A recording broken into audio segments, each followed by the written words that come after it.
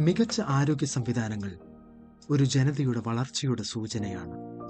ലോകത്തിലെ പേരുകേട്ട ആരോഗ്യ സംവിധാനമാണ് കേരളത്തിലേത് എന്ന് പൊതുവെ അഭിമാനിക്കുന്നവരാണ് നാം. പക്ഷേ ഇത് പൂർണ്ണമായും ശരിയാണോ? പ്രത്യേകിച്ച് വയനാടിന്റെ കാര്യത്തിൽ.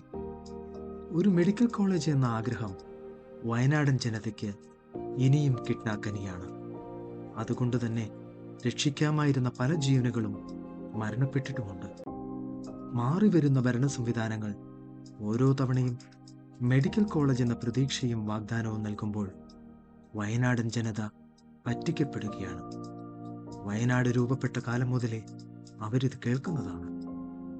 പല വൻ ദുരിതങ്ങൾ നേരിട്ട വയനാടൻ ജനതയ്ക്ക് ഇന്ന് പ്രതീക്ഷ നഷ്ടപ്പെട്ടിരിക്കുന്നു.